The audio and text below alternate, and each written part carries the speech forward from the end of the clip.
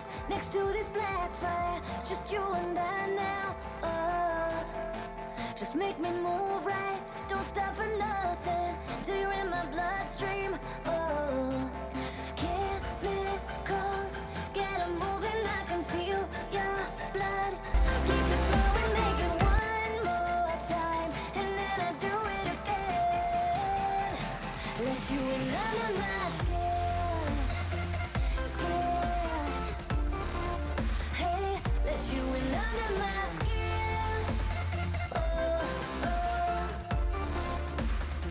Let you in under my skin.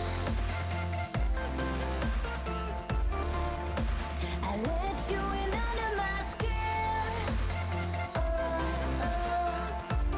Hey. We can do this faster. Wrap it up skin tight. Blessing or sin right. Come a little closer. Wanna feel you harder. Gotta take it further. Chemicals, get it moving. We got juxtaposed body fluids and the black fireballs, and then we do it again, again, again. Chemicals, keep moving. I can feel your blood. Keep flowing. Do it one more time, and then we do it again. Let you in under my skin, skin. Hey, let you in under my skin.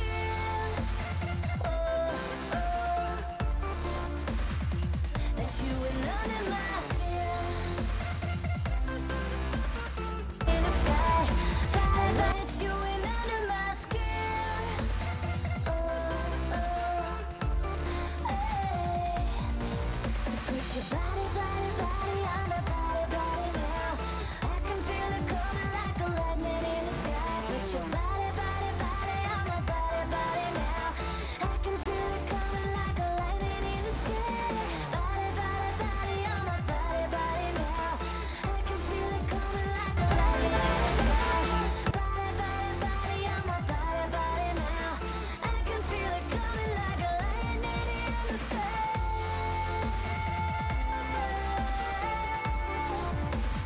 Let you in under my skin.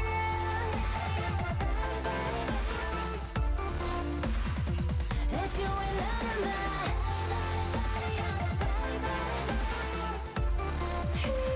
Let you in under my skin. Let you in under my.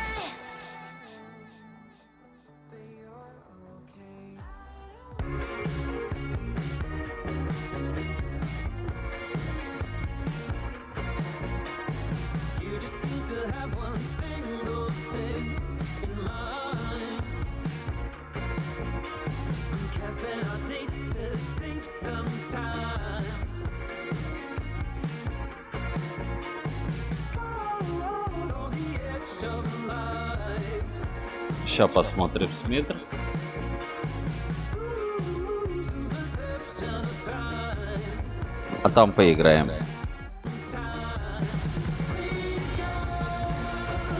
Надеюсь, нормально пойдет. Сейчас посмотрим смотр.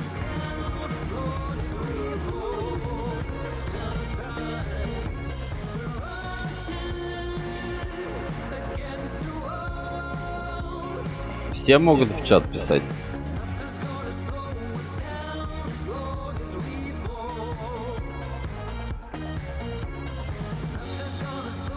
Красота.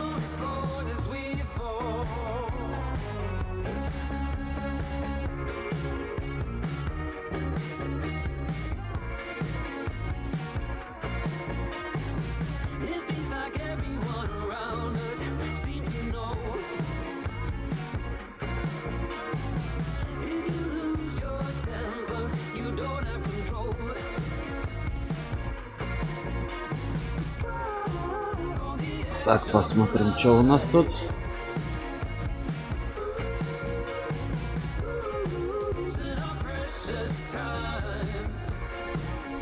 Сейчас может подтормаживать.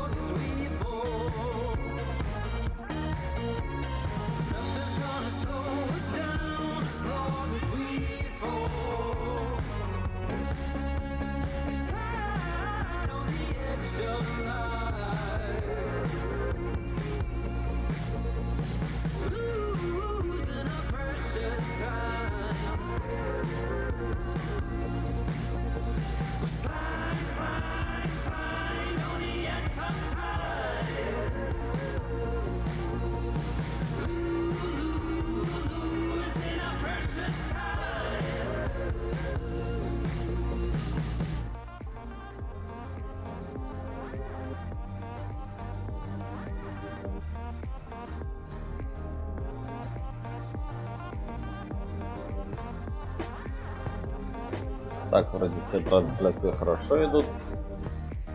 Так что смотрим, ребятки. Ждем кейсов.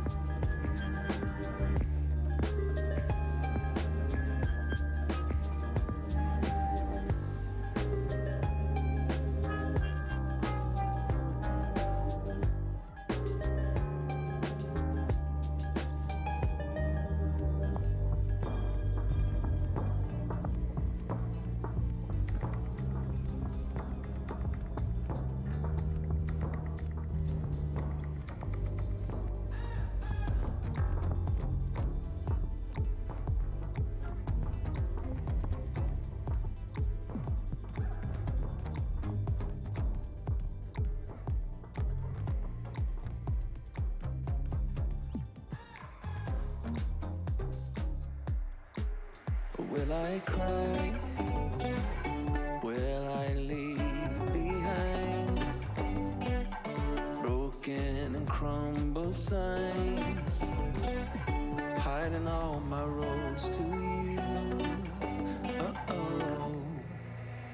And if I fight, will I come to life, calling for all your light, giving all my heart to you?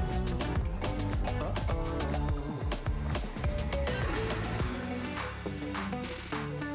And I've been falling, I've been lost, and I've been calling on my ghost. I put it to rest because I'm coming home, coming home.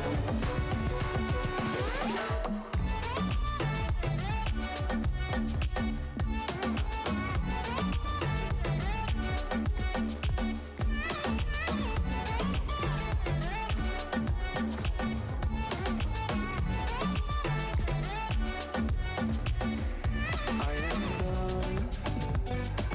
I will stay to find every hidden sign, taking all my roads to you. Uh-oh. I will fight. I will come to life,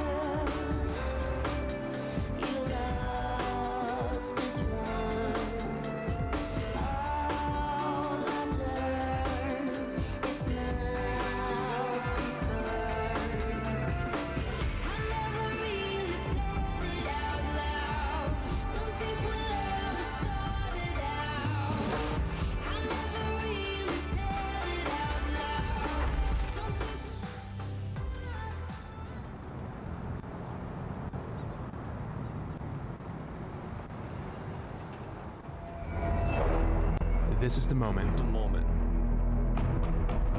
moment we all play for. The moment we all play for. Not everyone's journey is the same. Not everyone's journey is the same. We climb from the bottom, the best in North America.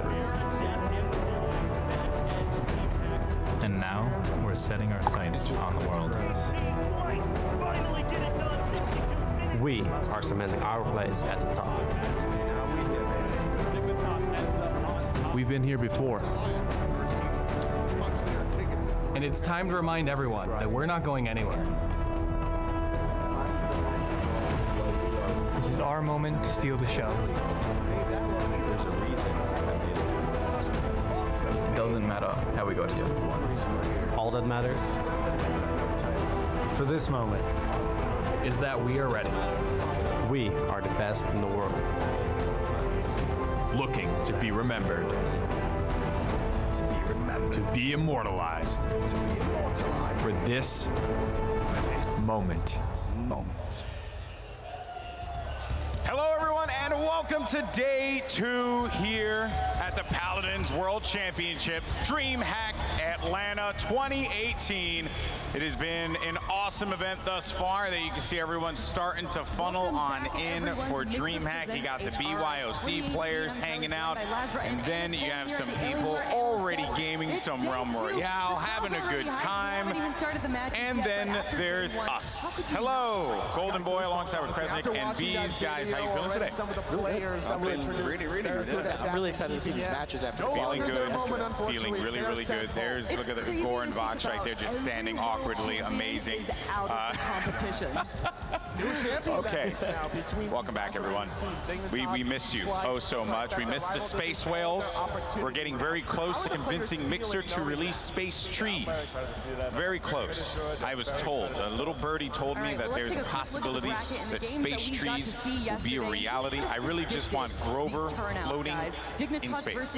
Space Grover sounds pretty phenomenal. I'm not gonna lie. Oh, it's just bright. Yes, just a floating Grover just floating around, you know. In his old animation. Come on, man. Let's get it, Mixer. Let's do it up the chat. Anyway, all right, well, let's go ahead and take a look at the schedule for today and what we can expect to be seeing here on the broadcast. So, first up, we're going to have Navi going up against Fnatic, then Team Envy versus Space Station Gaming. Those two matches will be semifinals, thus they will be best of 7s. Then after that, Flashpoint and Elevate will take the stage for the PlayStation 4 finals of the Console Wars, where they will go on to face off against Vex Gaming. That was actually a pretty insane matchup yesterday. If you haven't had a chance to do so, check it out. And then we have some collegiate action, UGA Esports versus Washington. Just Washington, the entire state of Washington going up against that. Sounds a little unfair. Yeah, a little bit of an unfair advantage there. You know? How many people live in Washington? Do we have the census on that? I'm going to Google this right now. I'm going to look it up here. So how many champs do we need to release today to fill this roster? Population in Washington, 7.4 million people are in Washington. Huge shout out to Alienware here at the Alienware desk for hooking me up with a laptop. It loaded so fast. To get it loaded so fast. I think that's, you know, not only the impeccable technology of this Alienware laptop, my friend, but it's also the great internet here at DreamHack. Okay, 7.4 million. Can I make my prediction now? Go. Yeah, it'll be Washington. Yeah, I think you can. I think you can, and that would be perfectly fine. Okay, so we might as well, you know, start from, you know, the bracket here and go through what we saw yesterday, and then recap what we're going to see, or not, I shouldn't say recap what we saw yesterday, and then touch base on what we're going to see today. So let's go ahead and take a look at the bracket when we get a chance to do so. Flashy graphic. Transition. All right, so we had Navi versus Virtus Pro yesterday. That one was, the score line there, 3-1, but man, that was such a good game. Kresnik, your thoughts on that one? I thought Navi was playing really well outside of that map that was a little dicey. A little iffy. I mean, I liked seeing the Grok. Yes. That was spicy to see, actually, you know, performing really well. But Na'Vi looked just as good as they had the whole time. Exactly. And then the other big matchup, Team Envy, or excuse me, NIP versus Space Station Gaming. Envy actually made quick work of Kanga, but it was the NIP Space Station Gaming match that was insane, Bees. And I know you were rooting for NIP, showing a little bit of that EU bias here, but I mean, at the end of the day, you had to have loved what we saw. There were some great matches there. I would love to have seen it gone for the full set. That's true. They were phenomenal games. A lot of close games. Definitely would check them out if you didn't see them yesterday, because they were fun to watch and also very fun to cast as well. Yeah. Very unfortunate for my boys of NIP to have fallen, but I mean, you can't fault Space Station. They played fantastic. FRZ God played phenomenally all day. You'll see here. It's actually kind of insane how it's insane how good he is, man. Yeah. FRZ God, like I was not all that aware of this player. I didn't know what to expect with him. Then I see him take the stage and just dominate the way that he did. But everyone in Space Station really stepped up that time, Kresnik. Yeah, absolutely. I think their tank play in general has been pretty solid. Like that, I think, was a question mark to me coming in. Generally, I mean, we all know FRZ God is just this incredible player, but I think their tank play, the way they sync up with their DPS, has been a strong point for them. Yeah, and I think the synergy is going to be very important, because this next matchup that they have against Envy is going to be so difficult. Envy looking like the dominant North American team that a lot of people are saying could realistically go to the finals. And we find ourselves in a very fun situation here, where we're going to get an EU and a different region final, right? Yep. Fnatic and Na'Vi representing that European region, whereas Team Envy, your North American team, and Space Station Gaming from Brazil, I believe. So you're going to have a Latin American squad, or not really. I mean, they're in South America, so, you know, kind of count. Brazilian team versus this American squad. Either way, we're going to go into an international final. Either way, it's going to be awesome. Some great games today. If you had to pick a match that you're excited for, Kresnik, which one would it be? I'm more excited for Envy SSG, because I know Envy plays SSG a decent amount. I want to see how they prepare for them, and I also think Fnatic Na'Vi might be more figured out. We've seen that one a lot. That's like the EU Classic. That has a chance of being incredible, has a chance of being a total blowout. Yeah. So, what about for you, well, I'm actually excited for the first setup, the Fnatic Na'Vi games. Na'Vi haven't played in a little while. We haven't seen them since the end of the PPL split. Fnatic have been on fire. They feel like they're kind of like far greater than they performed on the online split. They're really set into their new role with Umbi as their new tank player, and I feel like they are something similar. We've seen a lot, but they're kind of at the moment going to be two different giants now, because of how the matchups are kind of all coming together at this time. So I'm excited to see how they both perform. Yeah, I'm actually really excited for that Na'Vi matchup as well, because, you know, looking at it, right, you could say, well, I think Na'Vi is going to win that. But now I don't really feel that way, especially after the way the Fnatic just dismantled G2 yesterday. For sure. Like, that was insane what they managed to do there. They made G2 it look like it was just a qualifier game. And, you know, there's so many great players on that G2 lineup. So to get beaten like that, I mean, not only, you know, it sucks for G2, but it has to prop up Fnatic and be like, okay, we know that, you know, we're hot this tournament. This could be the one. Could this be the event where Fnatic finally gets over that hump over Na'Vi, where Fnatic finally is able to win that final? Do you think that this is going to be that event? If they win this matchup, I see them taking the whole event. For me personally, I think if they can overcome the issues they've had in the past, then typically I think they can push well. And I mean, normally they don't really falter until it's the finals as well. We've seen them come up against Na'Vi in the past in previous tournaments earlier than the finals, and they win. Yeah. So maybe it's just the finals curse, and maybe this game they can take away easily. Yeah, potentially. So we, of course, have to talk about all of our matches here today. First up, or I should say last on the list, but first that we're going to talk about is the collegiate game that we're going to have a little bit later on today. Very excited for that one. You know, full disclosure, don't know a lot about these collegiate players, right? I don't think a lot of us do, but this is really that opportunity for them to make a name for themselves. And I guess to that point, Kresnik, young player competing, you know, in front of the crowd here, competing at this big event. How do you think that experience is really going to play out for them? Because this is a stage unlike anything that they've ever played in before. And there's a lot on the line for them too. Yeah. I mean, all that scholarship money, that's like, it's got to be a lot going in. I think they just have to zen out, focus on the game, really hope those noise canceling headphones do their job.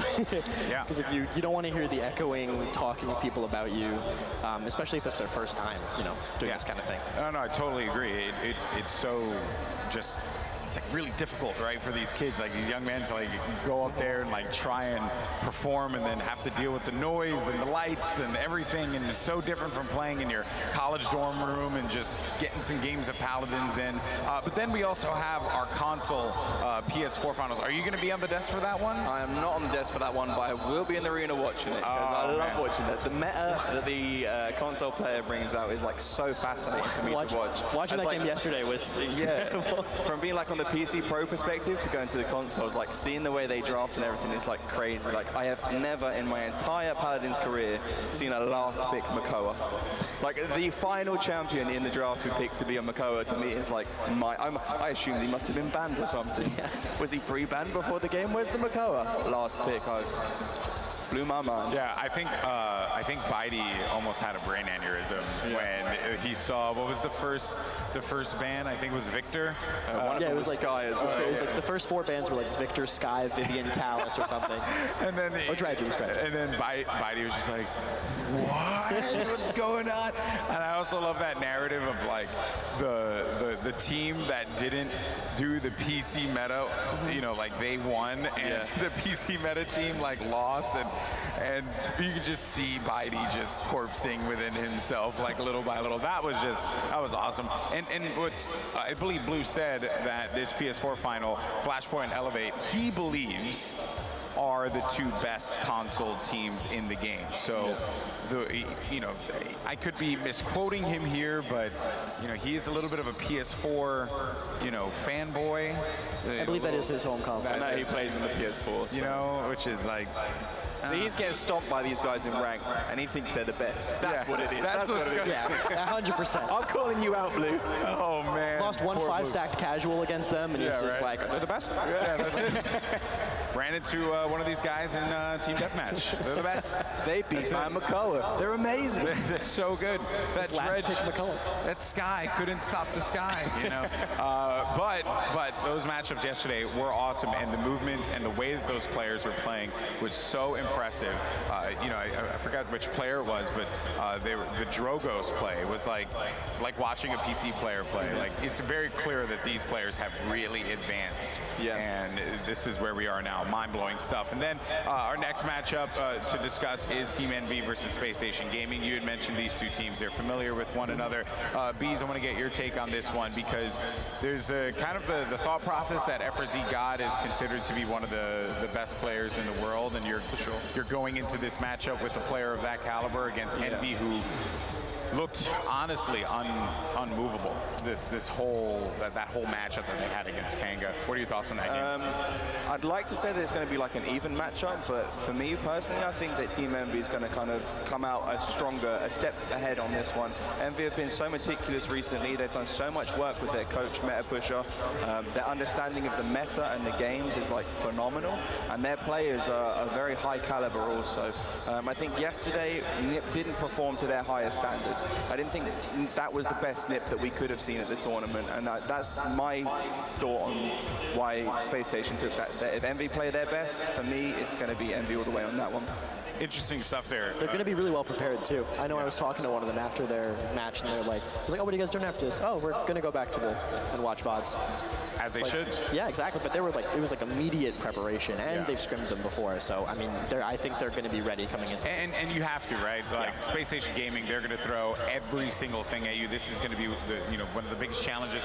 Last year, Latin American team made it to the semifinals. I believe almost made it to the finals. I have to go back into my notes, but I believe that was like an insane game. Nocturne, I think it was, the Latin American team. Just madness across the board. So huge opportunity here for that region, for the South American region, to really step up, going to the Paladins World Championship in that, you know, money match, in that top matchup there, the grand finals, would be huge for that region.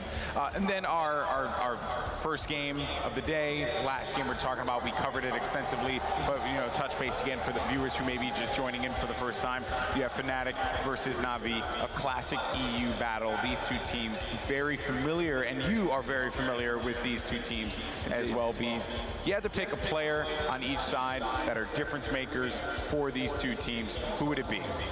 They're the two teams that's the hardest question, because each individual player in their own sense is phenomenal. I think for me on Na'Vi, I'm going to have to go with Creatives. He played phenomenally yesterday. He was kind of like undershined a little bit by Mutu, but when you actually got to see him playing, he was phenomenal.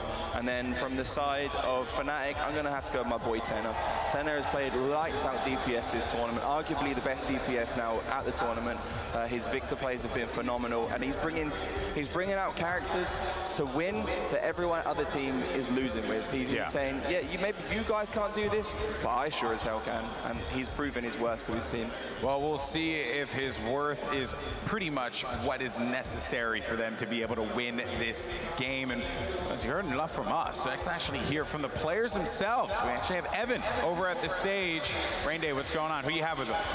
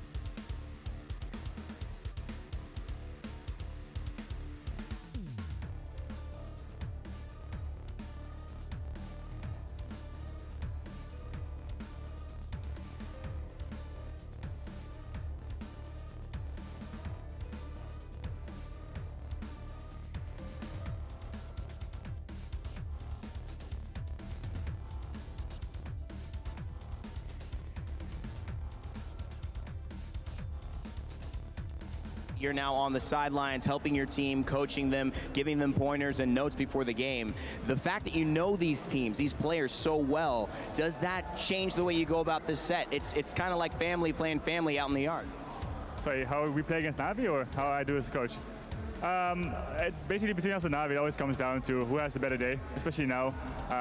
The teams are so equal to each other that, especially with a single elimination, it can go either way. It really depends on how my team is doing on a mental state, and that's kind of why my job comes in as well. I make sure my team is communicating, that they're hyped, that they're happy, and knowing my teammates so well, that makes it quite easy for me as well.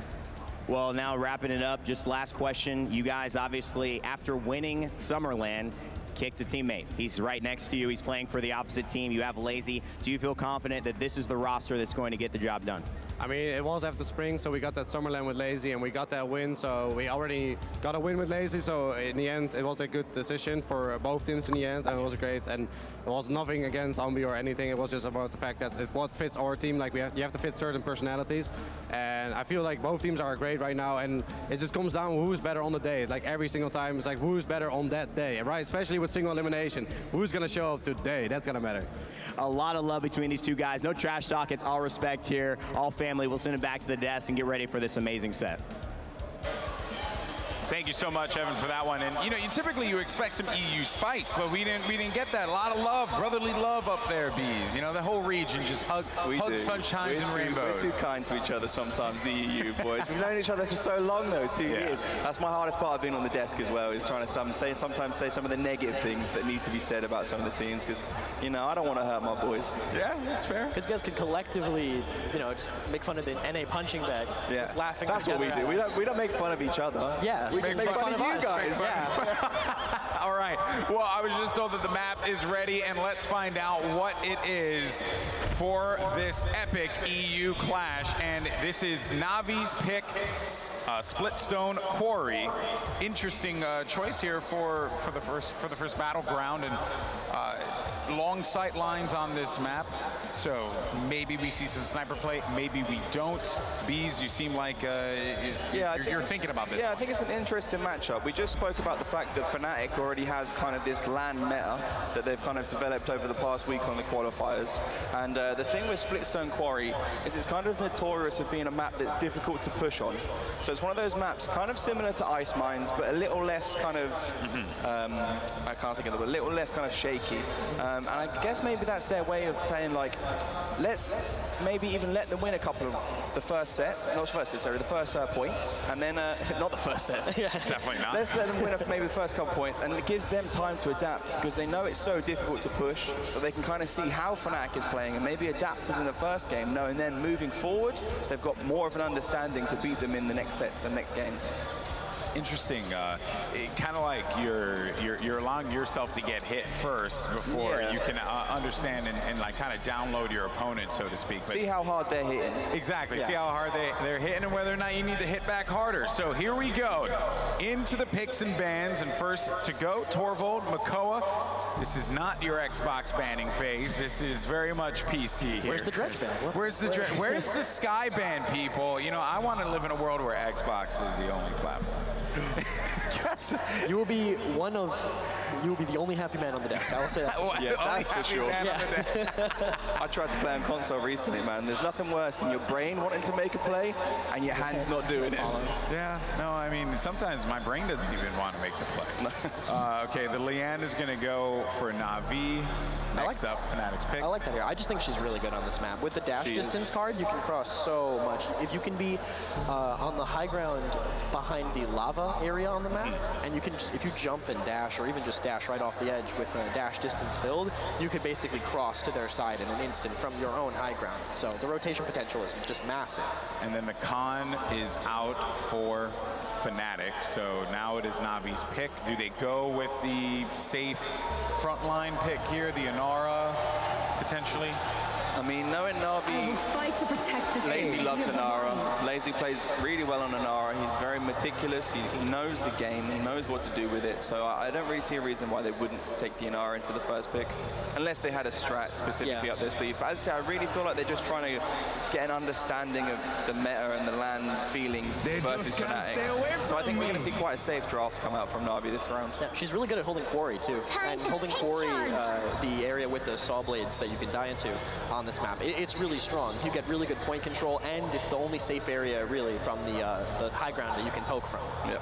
Yeah, do you really want to try and play into those advantages as much as possible? And I do feel like looking at this, yes, this is exactly what's going on. These both teams are just feeling each other out. Yeah. They're not throwing anything crazy out there. There comes the Cassie pickup. Cassie has been, I feel like, you know, Cassie's just been such a presence for all of these teams. Like, you almost need to have a Cassie on your lineup now. It's not like so much so that you want to ban out the Cassie or prevent, but you just kind of want to make sure you grab the Cassie. Yeah, see, we normally see the Leanne get banned out, so the Cassie's going to be the next in line to be picked up. So if the Leanne's gone, you grab the Cassie. It's nice, safe, long-range damage, and a lot of confirmable damage as well. Now, why the Barrack into this one with Fnatic here, the Barrack-Fernando combination? Yeah, I'm quite shocked to see the Barrack. Maybe we could have seen an Ashe come out. I think Ashe is a little bit of a safer option on this map. She's also much easier to contest the point on this map. So when you get like a dismounting from your base, there's certain spots you can use the Ashe dash, and you cover a very long distance to get onto the point really easily. And that's something Barrack just doesn't quite bring into this. And I know for a fact that Lazy on Inara, he's one that will will happily run a crippled deck to shut down the enemy tank. So Barrett could be a really hard matchup here. Especially into the Vivian pick. They really opened themselves up into the shield destruction comp with Fernando Barrett. Vivian this is what Vivian wants to see. I mean, maybe also a Torvald, but without a Torvald on the field, Fernando Barrett, you're licking your lips. You're ready to click on Sapper rounds as soon as you load into that game. There's so much, they're going to get so much value out of that Vivian. Yeah, you're just going to start to destroy those shields. Final pick coming in for Fnatic here.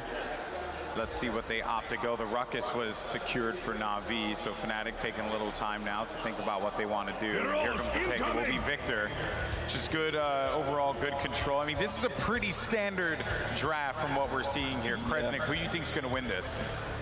I like Navi's chances to win this. I feel like Fnatic won't be able to make a ton of room with their tanks because of the Vivian, which means the EV can't get in to follow up on the damage that's not potentially even being made.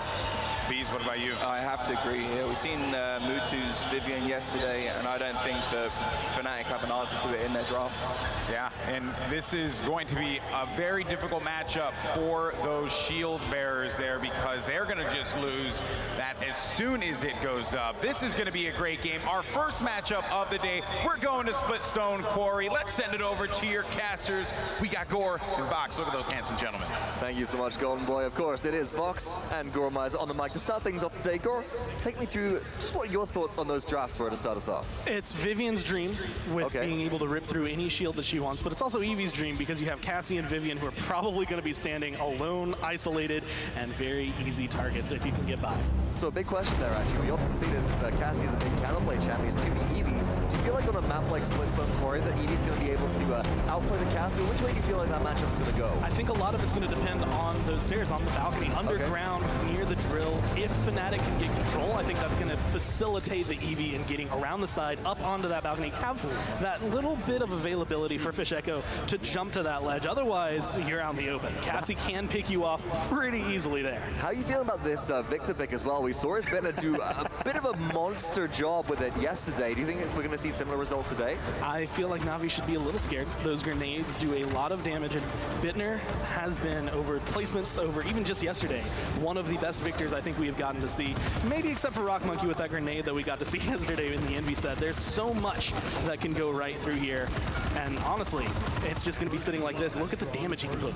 So far, Inara gets a little bit of objective control, 51% in favor of Na'Vi, but that's about what you expect. One kill through to Fish Echo, actually goes on to Spunky, and without any support coming through for Nada Vincero, they'll have to back up. Fnatic game point control, they can get that Barrack and Yang established now, and critically, Na'Vi don't have much area damage to deal with all of those deployables.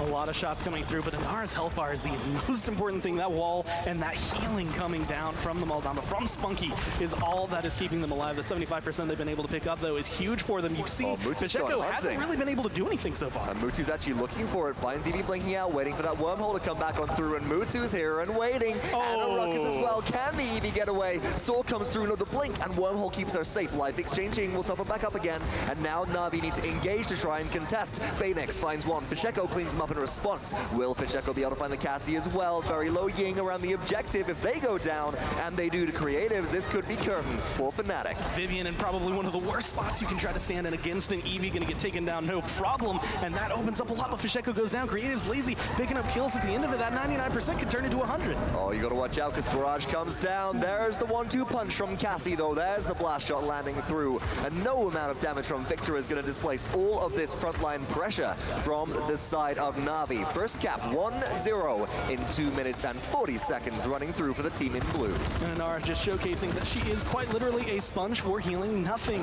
is going to affect her. They're going to have to focus. We need a sponge skin for Inara. I'm sorry, I got to cut in that girl. We need a sponge skin for Inara. It's very fitting with the way things go. I mean, she stands in the potion, she literally soaks it. Oh, she shoots pumice at people.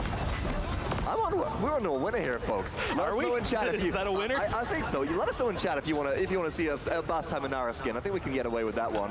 But here, Fish Echo's looking for a bit of a flank right now. He needs to find the small Dumber. What a beautiful mid-air shot as well, Goran. This is one of the champions which Fish Echo has made a name for himself for. With the defense holding up relatively well so far. 1 minute and 45 seconds on the clock. Who do you think is going to be the kind of pinnacle member of Fnatic to really make a stand versus Navi's aggression? I feel like I want to say Fish Echo, but I feel like he's just going to be the distraction factor we see out of flanks. Like, he's going to be able to shine when the rest of the team creates in that space. Otherwise, it's going to be Bittner. He's going to be doing what we typically see Cassie doing, where it's just silent damage from behind. He's going to be top of the damage charts. He's going to be getting a lot done for his team without making it look too glamorous. He's just going to be up on the balcony doing whatever he can. But as of right now, he hasn't been able to make too big of a name. The grenades coming through are where it's big, but he keeps getting taken out by Mutu. Let's talk about why that might be, right? One, it's Mutu's putting a bit of pressure on, and that's partially just because the positioning coming through for Navi. We saw a big flank come on through, and Mutu just kind of doesn't let go of that left mouse button right here as they pick up a double kill. But moving on from that as well, it's early game, right? Victor has a lot of damage, and what we're seeing here is a lack of utility on Fnatic's side, wouldn't you say, compared to Navi? Especially with the way things are going. I mean, Fnatic is doing one thing that we've typically seen out of Europe, which is just holding onto their ults as long as they possibly can, not wanting to use them.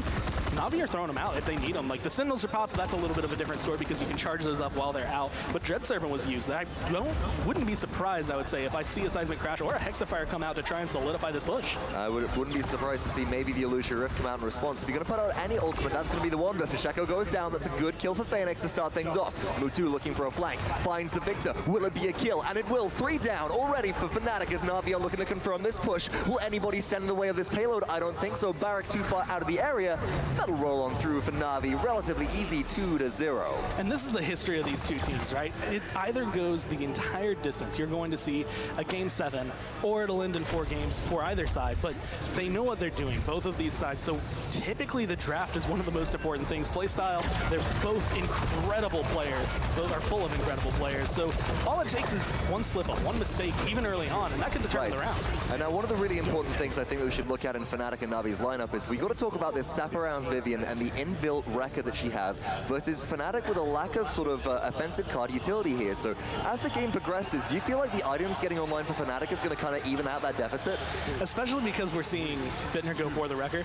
I think it's going to start alleviate a little bit more pressure. That's going to make it a little bit harder for Phoenix specifically to stand up. Because like you said, with Saparounds online, Bugsy, Unbeat, they're not going to be able to do pretty much anything in the face of Mutu, but they're going to try to equalize that out at least a little bit to stop Phoenix from having such a huge impact on the sidelines. You know what, I also really like as well that Wrecker pickup from Bittner, just because you're going to be able to box out with Mutu a little bit better. That shield, the deflector shield for Vivian allows you to kind of take 1v1s relatively easily, but so far, capture control to Navi. Every time that you try and get that Barak on the point, they are forced off immediately. There is no defensibility there.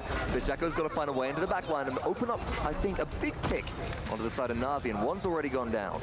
Without Lazy, they're not going to have too much to be able to place on there. You can send Phoenix in, but I like the call to just let it go for a little bit. Just sit back, be patient. Comeback mechanic is there, though, so you do have to get in at some point. 78% right now, and the Sentinels are popped once again, but Mutu takes way too much damage, has to fall back. Oh, that's a dome shield as well. 20,000 health on that big Barak dome, so no real getting through there. EV blinks in, Victor drops down a barrage, but oh my goodness. I thought the deflector shield was gonna save Mutu's life, but no, not enough health there. Overtime, taking through Fnatic this time around. In comes a Hexafire, but what's that from above? It's Bittner. Frag grenade out, won't pick up the kill. Inara though, 1 versus 4 on the objective, surely to fall here. And that will be overtime concluding as Fnatic with comeback mechanic do start to push towards equalization. We got to see both sides of the Navi fight right there. What it's like when they don't have Lazy and what it's like when they only have Lazy. And neither one of them is going to work out. And that is just, I feel like Vivian jumping down off the high ground maybe a little bit too early, getting a little too aggressive. Mutu jumps down to fight and then ends up taking way too much damage because he's out in the open. There's no cover, there's nowhere to fall back, and that is going to make a big difference. The same thing could be said for Cassie, but at least she has dodge roll, some mobility to get out of there. Mutu's stuck. Exactly, and it did actually work out in the first round quite well, I think, but that's partially because I don't think it's Bittner expected there to be a Vivian behind. You know, one of the champions with no movement ability. You got bonus movement speed in the loadout, but that's really it. So having them creep up on behind you is a little bit striking there. Either way, Frag Grenade comes on through. Good deflector shield just to block, but there's a lack of area damage once again, Gore. I'm going to go back to this. On the side of Navi, they don't have really the ability to deal this deployable nightmare from Fnatic too well, and they also don't have the ability to kind of deal with with poking out Victor around corners like Victor can do with Frag Grenade. And with the Frag Grenade as well as the record combo that Bittner's got into, you can see Phoenix pretty much has nowhere to stand where he feels completely safe. And then if you're a Cassie, if you're a Vivian, and you get hit by one of those grenades, it is going to send you running as fast as you can. But this is a really good spot to stall, and this is a good map for defending as well. There's so many spots where you get the high ground control, where you don't really see that over to your opponent, and you get moments like this. Lazy Mutu picking up kills clean. There we go. Should be a bit of a reset coming through as Fnatic do end up backing up. A couple of members left. They'll probably reset back to base. And once again, Splitstone Quarry, one of the hardest maps to convert on Gore, wouldn't you say? Well, by conversion, we mean getting that payload all the way through to the end. But what makes it so difficult to get a payload push rolling on this map? It's all these catwalks that are going through. It's so easy to access that high ground. You get that vertical just ability to pelt damage from above into your opponent as they walk through. And it happens. I think there are about 3 spots that you can stand on. Plus, you have the respawn towards the very end. So much of it just lends to you being able to be above your opponents, and it makes it harder for them to hit headshots, hit consistent shots, especially if you just back off a little bit. So Fnatic, they either have to fight for that high ground control, or they have to focus on the payload. You can't have both at the same time. They can try and do something sneaky like this, which is put Unbelievable on the objective and try and get a bit of backdoor pressure going. But look at that stagger right there. Creative's got the kill onto Unbelievable, but they could have picked it up way, way sooner. Gore, why was that kill so delayed for them? It's just staggering them out. It's keeping them from regrouping early enough. You need 5 members at this point. You have 3 seconds left. You can't make a true dive without your Fernando. Plus, it actually stops the charge from coming through. It's actually a really good time, that 96, 97% on Immortal. Unless they're really going to throw it out at the end of the round, you can expect Fnatic to hold on to that for the next round and end up giving Na'Vi a 3-1 lead. There we go. Overtime is ticking down. Fnatic do not get the push and do concede there. So, Na'Vi, 3-1 goal. This is a very good position for this team to be in. What are we looking at Na'Vi to do in terms of map control and positioning this time around? Because we saw how Fnatic thwarted them in the last capture objective. Fnatic do have combat mechanic again. I want to see Mutu maybe stay on the high ground a little longer. I like the idea of Vivian rushing them down, but it seems like Fnatic recognize that. That's the attempt, that's the goal, and you need to displace that Baron. Dome Shield available. Dome Shield just displaces you off the point. You can't stand on it with him. You can't fight him while he's there. And so while Bugsy is alive, while Bugsy is a threat on that point, you either want to force it early, or you have to be prepared to try and push him out, kill him off before you can get it out. Well, let's look at Ultimate Economy as well, Gore, as we get ready for this next round. Mutu up on the high ground is what you want to see. We've got an early scout, all 5 ultimates for both teams up and available right here. We're going to expect to see that reveal come through pretty quickly. There it goes. Na'Vi looking for the flank. Phoenix has been spotted out, avoiding the dismounts with some tasty jukes there, so it's getting a bit more aggressive pressure right now, and it's just keeping this Eevee busy, which is good because that allows Mutu to free fire towards the objective. But Mutu's down on the low ground, and this could be dangerous if maybe the Ice Storm comes through. If Fisheko was able to maintain a little bit more control, if there was no Phoenix right there, it would have been a much bigger issue for Mutu, but they have a nice, huge body in front of them in that mech that is going to be Ruckus and Volden, so everything is going their way. That's 63%. That's exactly what you want with an Nara. And that was 2 big kills there coming from Creatives on this Cassie as well. The silent kills that we talked about, set up by Seismic Crash. We've got to see the retake come through from Fnatic right now. We have the Ice Storm to set things up. Somebody's got to shut down this Cassie, but she does roll to safety. No, as Bittner finds the frag grenade. There goes Dome Shield, barricade to try and block out that Hexafire, and somehow Bugsy survives. Is Bittner finds 2. Will they find the Vivian on the high ground? Rekka chews through that deployable shield right there, and all of a sudden, Is Bittner runs into touch, displaces this Inara. Damage is not enough though, and Mutu from the high ground is raining down Hellfire with Sentinels. And this is just the one-woman army standing up top. It helps that Lazy is going to be able to stay alive through all that. That 99% is going to turn into a 4th point and a full capture.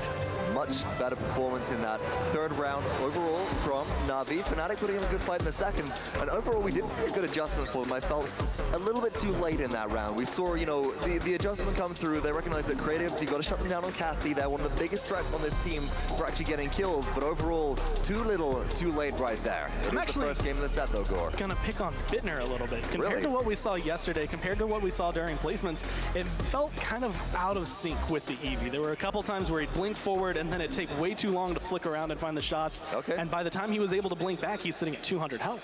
Wow, that's a really big issue right there. And overall, folks, Fnatic not putting up quite the same fight that we saw yesterday, but again, it is game 1 out of a best of 7 set. So let's head back to the desk to see what they thought of that starting game. A very different vibe from what we saw yesterday. Fnatic, they're struggling to really get anything going, and I think, you know, just kind of goes with saying, without saying, that game was pretty much lost in the picks and bans. I do feel like that Vivian pickup was just really good. I mean, you saw at the end there the impact that it had, even though they were able to clear them completely off the point. They also had, you know, I guess a little bit of advantage being down and having that comeback mechanic come into play. Still just was not enough for them to be able to cap that one out, right? Because it was just so much just damage being output from the high ground.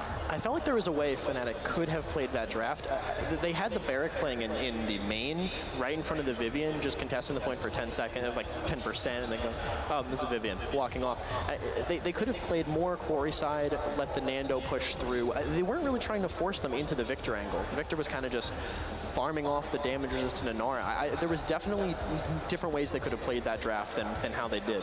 And Na'Vi, I think, kind of realized that, right? That's why they didn't really do anything, and it looked like that first game didn't really do anything like crazy, because the first game, you were saying like, oh, you know, they're going to try and fill them out, and I think they did. They realized that the punches were coming in pretty weak. They were hitting them with a wet noodle, and then at that point, they were just like, okay, well, we're just going to go and hit them with a hammer.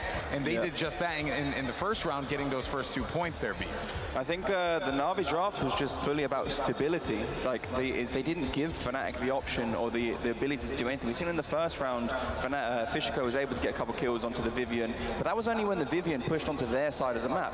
When you have the Ruckus holding lava, so the Eevee can't blink in onto the Vivian Damba, you have the Vivian on the high ground, so if the Nando tried to do, as you were saying, push through the quarry, by the time he reaches outside of quarry, he's going to get burst so fast that he's going to be half HP, and then he's still got a long way to walk before he gets anywhere near that Vivian. I don't think he would be able to get there with enough cooldowns and enough HP to do anything effectively. I think the draft from Na'Vi was just phenomenal for that map, and there was nothing really to counter from the side. As I said at the start, I don't think Fnatic had anything to counter the draft that came through. Yeah, everything looked really standard across the board until that Vivian pick came in. That's when you knew, okay, they clearly like counter-picked against the heavy shield composition, and one has to wonder what the thought process is going to be going into game 2 as we take a look here at the post-game stats brought to you by Access Replay.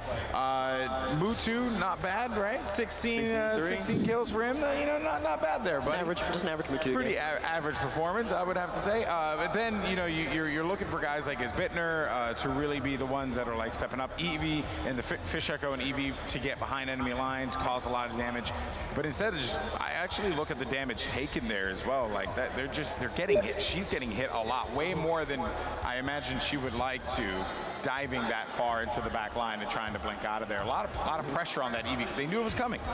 Yeah, they were staring her down. Always watching the ice blocks and all that. You could tell the only time Fishiko really got out of ice blocking in front of them was when the Ying had line of sight. I know the 2 times we spectated it. Once, they timed the life exchange right when she came out, so the burst damage got negated.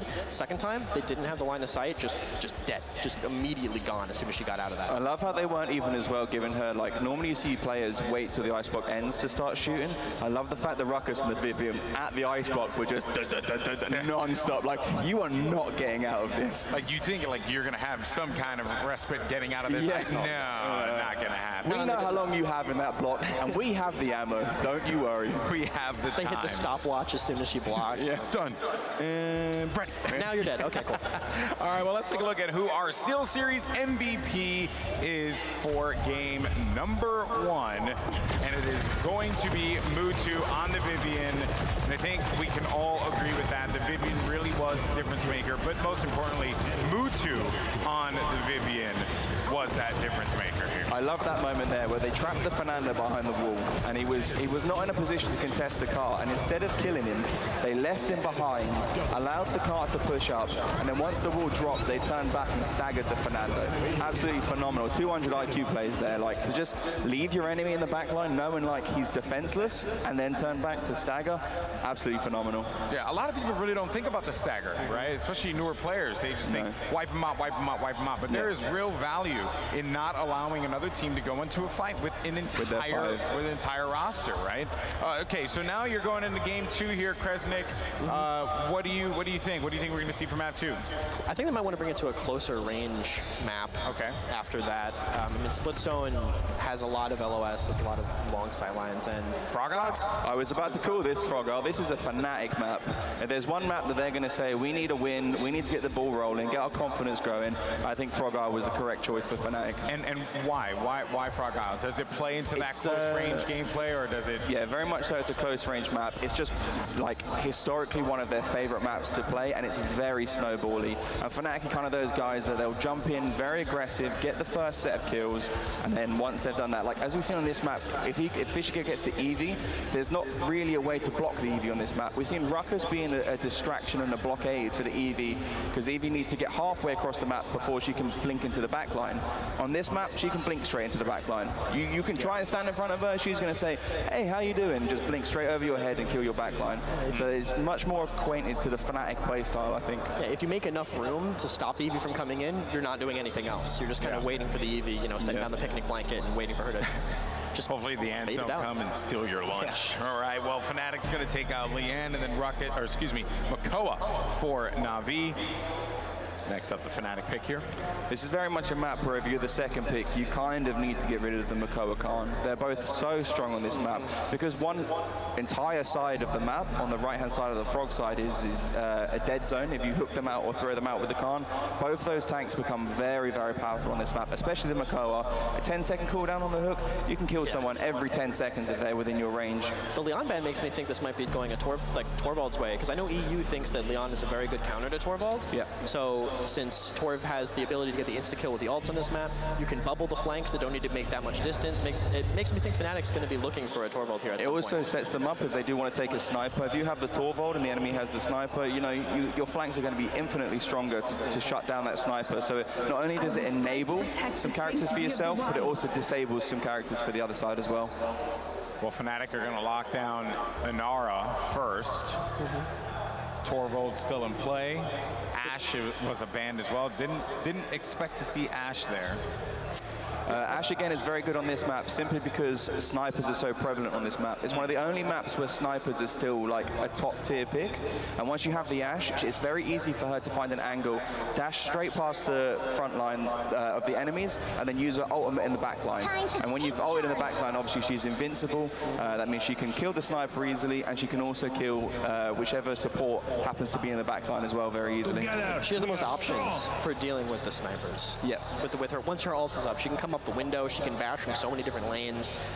If they do pick it, it's good to have it out so you can have sniping as an option later, if that's what you wanted to do. Ying and Fernando for Na'Vi.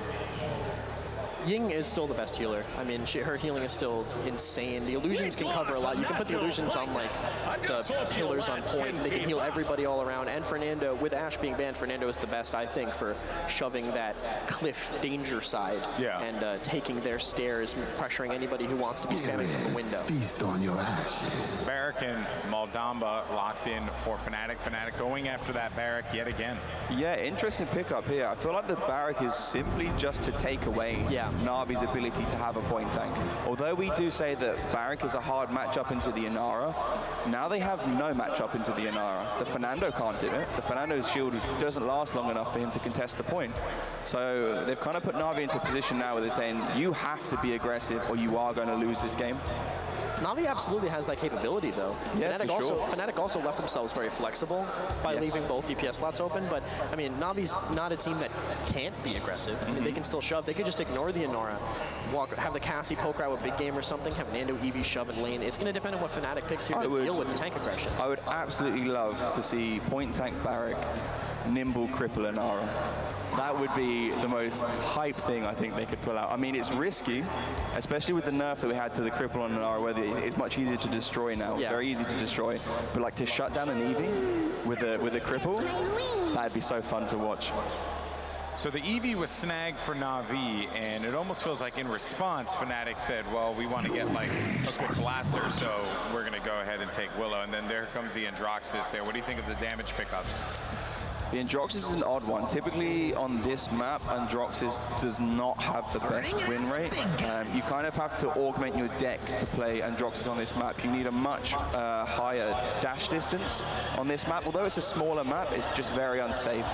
So you need the extra distance to make sure you can get in to confirm the kills and confirm resets as well, whether that be with your punch or with your reversal.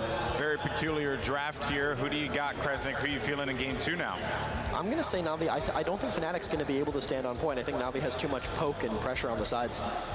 I'm going to disagree. I'm going to go with Fnatic on this one. I think their point tank pressure is going to carry them through. Oh, wow. So we have two completely differing opinions on this one, right? You know, whether or not they can survive on the point, certainly going to be the thing to look out for in this game. But now it's time to start map number 2. We're going over to the Island of the Frogs. Let's send it to 2. Thanks, Golden Boy. We are heading, of course, to the sunny shores of Frog Isle. And now, Gore, somebody call Edge, and we got an Andrew on Frog Isle. The last time this was run during the placement round was by Perdo. We did see that max dash distance coming through. How do you feel about this particular flanker on this map? I feel like you can make it work. It's something that we have seen function in the past. We've seen a lot of incredible players pick it up, and I feel like Fnatic are a team that can make sure that their strategy goes off right, but I feel like there's so many things it relies on outside of just can you play Androxus well. You have to hope that your team gets a little bit more pressure, that you have some control of the map, at least around one side, so he has somewhere to dash in. Otherwise, I expect Bittner might just get caught out way more often than he wants. Is Bittner playing that Fish Echo as well as you would expect on the Blaster, but it was Fish who normally plays at Androxus for this team, so we'll see how this one goes. Early point control going to be, of course, given to the team with the Inara, apart from a big disengage from Cassie comes on through. We're going to have to take a look at that Cassie loadout in a second, Gore, because that was a lot of knockback. I mean, just being able to find that control, it's going to be big for them. Kinetics 5 naturally being run, but it is going to be Raise 4. Wow. 32% increase on that knockback, so it is going to be enough to displace pretty much anybody. Oh, didn't find the Barrack right there. I think that was a disengage that just came through, but if you can find somebody off the map, maybe that Barrack, maybe the Inara just to force them off the objective, but if you can knock somebody into the drink, that's going to be amazing. But still, Fnatic, they lose their first member. Bugsy's Inara goes down. Phoenix finds 2, looking for a third. Andro tries to find the shots, but Radical Bloom is too much, and in come the missile launchers. Creatives ducks down on his Bittner, and that's a full team wipe coming on through. Na'Vi, they take control. It kind of feels like Fnatic, again, have come into this, they have a strategy in mind, they know what they want to do, how they want to execute it, but Na'Vi just not only read it, recognize what they're maybe trying to go for. They have Cassie, who's really great at dealing with any kind of flank pressure, especially from how telegraphed Androxus has to be on this map. I don't see him getting a lot done against this kind of lineup from Na'Vi. That's always a big issue with Andrew on Frog Isle, is that people just see you coming. It's not like a flank where you have the safety as well to get in and get out, like maybe a Xin, or you can force some long distance damage with Yomi coming through door.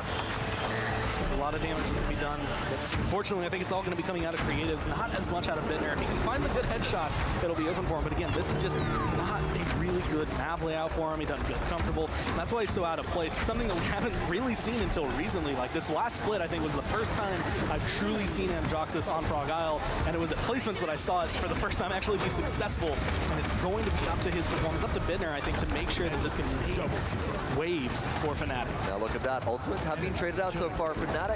They did end up using, if I'm not mistaken, actually nothing to stop that through. It was the Illusion Rift earlier from Na'Vi, and now the Immortal following the Hexafire. So Na'Vi just throwing everything in the wall here. They're looking for a snowball on Frog Isle. They don't want to let this Willow kind of get snowballed, and they don't want to get the itemization online, because Na'Vi know that once that emitter starts breaking down for Ruckus, they're going to be much less effective here, Gore. And this is just a showcase, I think, in my mind, because Na'Vi is so willing to use their ults, they recognize when they can charge it back, how much time they have left. And this is something that we've been saying the last couple of days, and it's just that Na'Vi aren't going for the flare. They're not going for this crazy Hexafire, quadra kill, pentakill. They're just going for the kills that they need, and right now they're finding them. And see, that's the thing, as Barrack actually gets out of that for a second with the bowling ball reset, should be taken down by Eevee here. Oh my goodness, maybe that spray from Creatives is a bit too premature, but no, Mutu comes in to clean up everybody left remaining. Another full team wipe for Na'Vi right there, and Gore, that's right. Na'Vi, they're not doing anything spectacular here. They're not looking particularly shiny. They're not pulling out any of the supreme secret strats like Armada were during the placement round. They're just better than you at the game, and that's what it comes down to.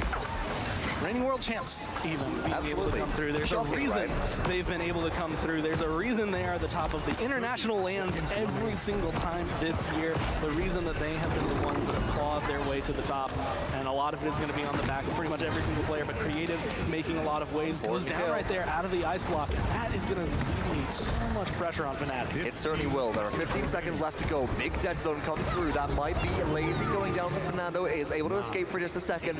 8 seconds left to go on this payload push before overtime. It's so close to conversion here, Gore, but reinforcements come from Fnatic so much faster than for Na'Vi at this point. But Eevee should be returning around now, and we might see Na'Vi trying to find their way on through. Down goes Willow. Fasheko's already found Lazy though, so Ruckus has to take up the mantle of contesting the objective and fighting into Inara. That's a bit of a tough choice. And my eyes, get rid of Bugsy, you get rid of Fnatic. The rest of them don't hold up a candle, but that health bar is just so massive, so difficult to burn through. And Creatives is going to be the one to do it. A double kill. Nice shots coming through. Stunned out, but it's not going to be enough, or it doesn't really matter as the payload keeps moving forward. And nobody can get into contest there at that point. Maldamba has to slither away. It's only the Willow left, and just that last-minute gas pedal. This Eevee played by Creatives right now is just getting into all the right spots, doing so much distraction. But Gore, it's not all about the Eevee. It's all about the pressure from all different directions from Na'Vi that's setting this up. Talk to me about positive pressure. You know I love that phrase. I mean, the way they're making it work, first off, you're seeing Phoenix put in work. And this is, I think, where it kind of starts. It's going to start with this Ruckus or the Eevee.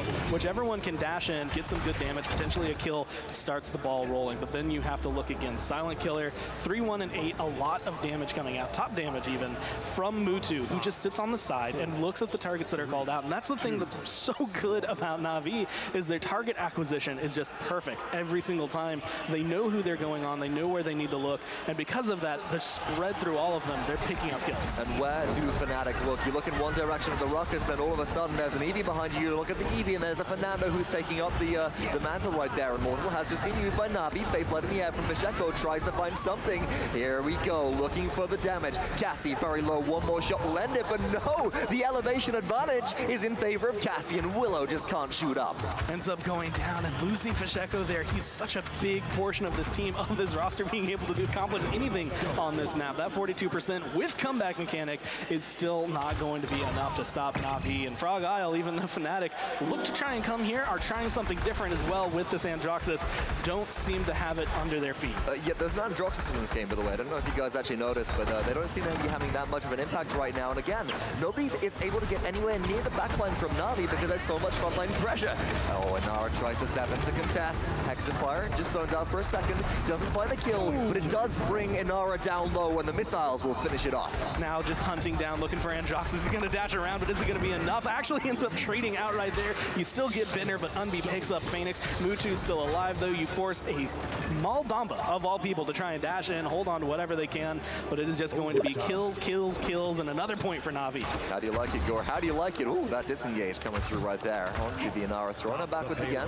Mutu currently sitting on a 12 streak. Na'Vi have gone up 3-0 in 7 minutes and 15 seconds. Looking like it's going to be a 4-0 Gore on the characteristic snowball map of choice. And if I'm not mistaken, lower seed, this might have been Fnatic's pick, and we'll have to get a confirmation of that coming into this. And what do you think that's going to do to their morale if that was Fnatic's pick and they just been 4-0 on the map that was of their choosing? The good news is it's a best of 7. They are getting kills right here. Bittner finally steps up big, and that's where my eyes are. It's not just Fasheko who has to kind of do a lot, because Fasheko has things going against him, but maybe not as much as Bittner does in this matchup.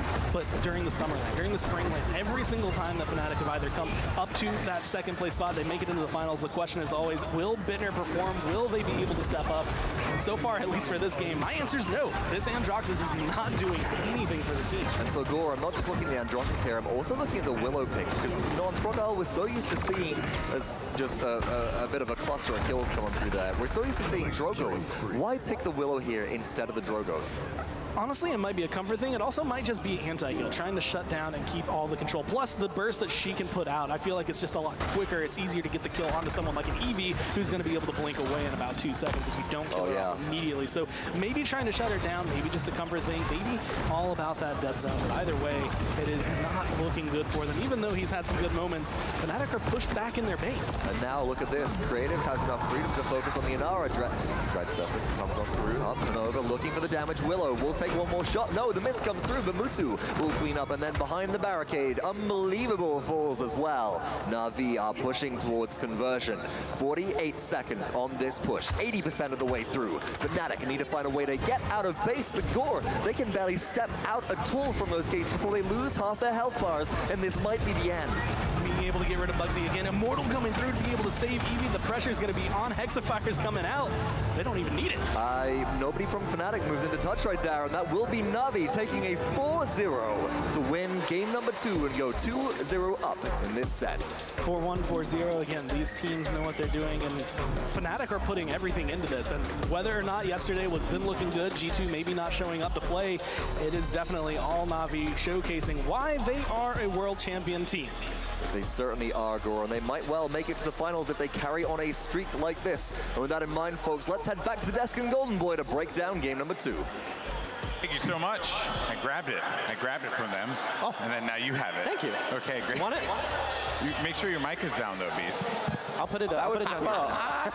You guys didn't catch it on camera. You didn't see the Beast. He pulled a Bart. You hate to see. It was there. It was there the whole time. You never go full Bart. All right, so here we are. This is the world we live in, where Na'Vi are just dominating Fnatic right now. And again, this game was decided in the picks and bans. I mean, like, what's going on with Fnatic here, Kresnik? I didn't like either DPS pick from Fnatic. I feel like Drogoz maybe could have had some issues with the pressure from like the Ruckus, but he has the displacement from the combustible. He has the cauterize on his combustible spit from Follow the Scent in his loadout, and he doesn't have to peek to do this damage on the tanks that are trying to push, and the punch too. He can avoid the Nando, get an execute on someone coming in. I felt like they would have just gotten a lot more of an advantage out of that. But why didn't they do that? Why do you think, you know these teams so well, Beast, why did Fnatic go with the Androxus and Willow picks? I think they wanted to maybe shut down like the Mutus and the creatives easier. I think they wanted to have the ability to go in easier. Like Drogoz on this map doesn't really go in. He kind of sits back and just bubble spits constantly. And if you're just kind of bubble spit in the mid range and their damage is coming from the long range, that doesn't really help to shut them down specifically. It would help to shut down the Ruckus massively, but then you still have that Cassie damage coming in from the back line. But the Ruckus was the problem, though. The Ruckus was a huge issue, and when Ruckus is like, you know, just absolutely bodying an Androxus in the middle, you're like, maybe you shouldn't have made that decision, right? All right, well, let's see the Access Replay post-game stats. And let's see, anything that stands out to you? I mean, Phoenix had a pretty... The Ruckus showed up here. It was a huge disruptor, and then 3 and 10 for Isbitner on that Androxus. Yeah, I mean, I don't blame Bittner on this because, as we said, like the Androxus just isn't good on this map. I'm not entirely sure. I mean, I said you can augment the deck, give the dash a little bit more range, but I mean, I just feel like they are infinitely better choices on this map. I'm not quite sure what they were going for. I like Androxus with Torv on this map. I think you can make it work with like through the warp 5, pick their backline from like the danger side, but Torv went unpicked, unbanned, right? That round. So unpicked, unbanned, which I mean, as soon as we saw that happen, we're like, well, the Torvald's definitely going to come out. And then never did. They removed the counters, and then we're just like, The Torvald is actually... he'll be fine on his own. Yeah. The Torvald does phenomenally well with the Willow as well. The Willow burst damage with the Torvald shield is phenomenal. So I'm really unsure. You just want that protection. I just think the protection is going to be important, especially now that you're not really dealing with a character like Vivian that can shred through your shields. You want that added protection so that this way you can live if you decide to dive into the back line or if you decide to go and attack the mid like that. But let's take a look at the Steel Series MVP for game number 2. And it is going to be Creatives on the EV and taking it away from Fnatic there, not letting them have use of the EV. And Creatives, well, he went to town on this particular champion. They didn't really have a way to deal with it. I mean, they had both their tanks, I mean, unless I guess they went cripple, really couldn't stop him from getting in and doing whatever he wanted, just walking all over them. Yeah, it was just clearly Fnatic were overthinking the situation, and it just backfired on him. And this was like you mentioned at the start, Bees, this was the map that Fragile, that they wanted Fnatic to pick up because this was like their bounce back map. This was their confidence pick. We're gonna take Fragile, we're gonna get a W, we're gonna make this 1-1, force a game 5, we're right back in it. Now, for Na'Vi, they're halfway there to the grand finals, once again for a world championship, and Fnatic once again feeling the pressure here. Do you think that Fnatic could potentially be, you know, kind of like defeating themselves at this time? I think initially they're overthinking when it comes to the draft. I think on top of this, as we were speaking of the LAN meta, I think they are trying to go for the LAN meta. They're not remembering the online meta that Na'Vi are kind of playing already. And I think because Na'Vi wasn't involved in the LAN meta, they're just playing their own game. And they're playing it to such a phenomenal standard that these extra changes that we've made in the LAN just isn't making a big enough difference for Fnatic. Well, now game 3 will be on Ascension Peak. This will be, this will actually be Fnatic's pick because they lost game 2. So now it goes into loser picks here. So they go with Ascension Peak. Why did Fnatic make this decision here? Why do you guys think they made this decision here? I think maybe they might want to go mid-rangers, because this is a great mid-range map for the Cassie, Leon, Victor. I'm thinking maybe they want to focus on that play style. If Na'Vi tries to play the flankers again, then they can have that way to punish them. They can be the one setting, like making the distance, keeping their ground from them, making them burn cooldowns while still playing by the flank. It's interesting you say, like, if Na'Vi wants to go and try and play the flank again, but it just clearly, like, we saw 2 different kinds of approaches from Na'Vi in Split Zone and in Fragile. We saw a very in-your-face damage, you know, just laying it down with that Vivian, shredding through the shields. And then they decide, okay, Fragile, we're going to go ahead and flank you, and we're going to get in your face, and we're just going to cause distraction. Na'Vi could just do whatever they want, it feels like. They have that free reign, Bees, okay, we want to play a different style, we're going to go ahead and play a different style because they have the talent to do so. Yeah, they have the players to do it, and they also have the strategy to do it as well. The team is very focused on things outside of game, not just the mechanical skills of the players, but also how to draft and how to play each specific map that they take. They're very meticulous in how they do things. Yeah, well, that's what makes them the best. Let's see here how this is going to work out. Fnatic have managed to secure Khan. The bans were Leon, Fernando, then you have Torvald and Makoa for Na'Vi. Na'Vi now going to pick their 2. But Khan finally seen some action here. Happy about that.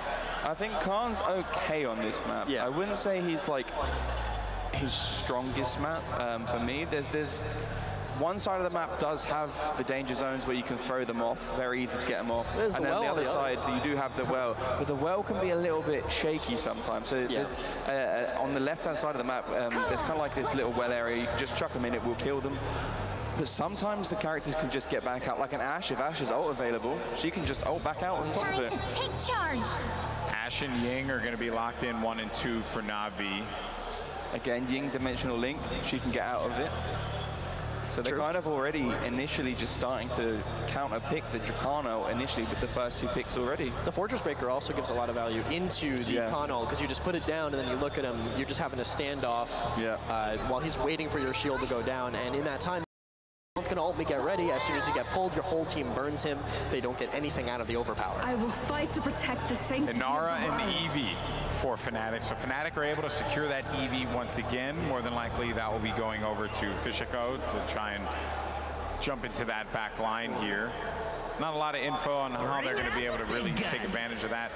Ruckus picked for Na'Vi now.